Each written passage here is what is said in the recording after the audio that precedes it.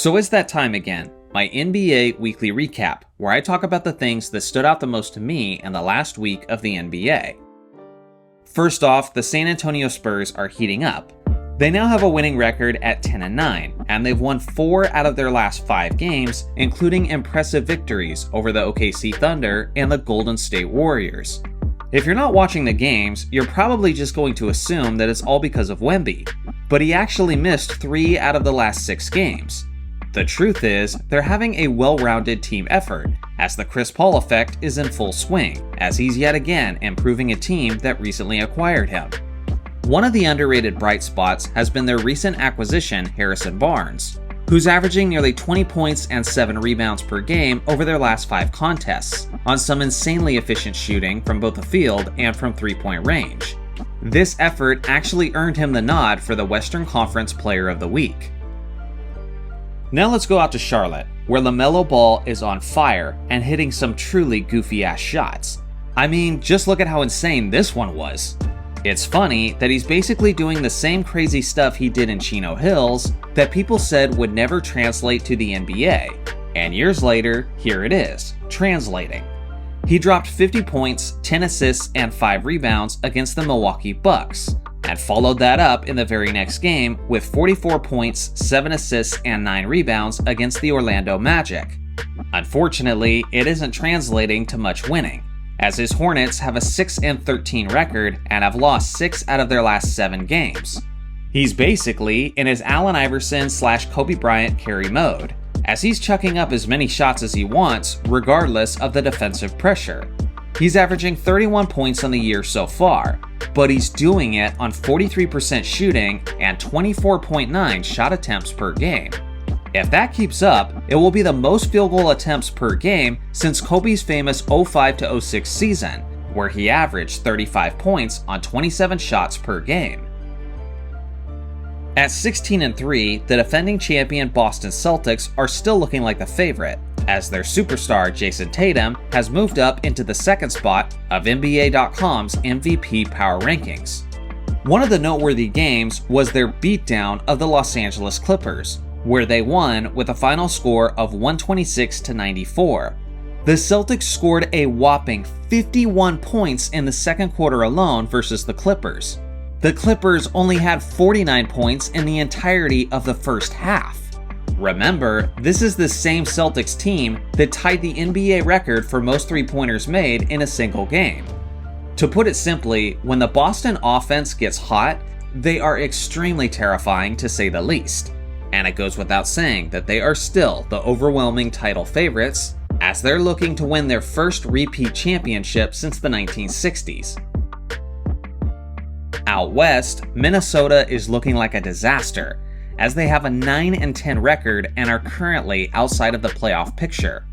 Obviously, everyone is going to be looking at the recent acquisition of Julius Randle, and was it really smart for them to trade Karl Anthony Towns? Again, I really believe this is a situation where both teams could have got worse, but it's looking especially rough on Minnesota. There has been many examples in sports history where teams have overreacted to a disappointment. For example, I still remember when my San Diego Chargers back in the day fired Marty Schottenheimer after a 14-2 season. And then back in the NBA, you can look at the Milwaukee Bucks recently, where Mike Budenholzer was fired after a 58-win season. And then to follow that up, Adrian Griffin was fired after a 30-13 start. As the saying goes, if it ain't broke, don't fix it.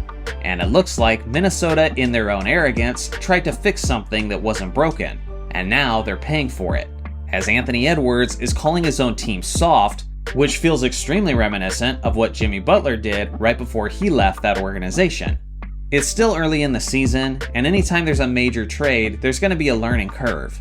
But in a tough Western Conference, you can't screw around too long. This team needs to figure this out, and they need to figure it out soon. Speaking of awful, things are downright depressing in Washington, as they've lost 13 straight games, and it may be 14 by the time you're watching this, depending on what happens the night I'm recording this in Milwaukee. Nothing is going right for this team, as they are statistically the worst offense in the entire league and the second worst defense. Let's be honest, I don't think anyone is surprised that the dynamic duo of Jordan Poole and Kyle Kuzma isn't setting the league on fire. As bad as things are, it's probably only going to get worse for a little while, because after Milwaukee, their next 3 games on their schedule will be against the red-hot Cleveland Cavaliers, the Dallas Mavericks, and the Denver Nuggets. After a poor start to the season, the Orlando Magic are on fire. They're 11-1 in their last 12 games, and Franz Wagner is going off, as he's averaged 27, 7, and 6 over that 12-game stretch. This is definitely an up-and-coming team to watch, and a group that I'll be keeping a close eye on because I'm curious to see if they're the real deal.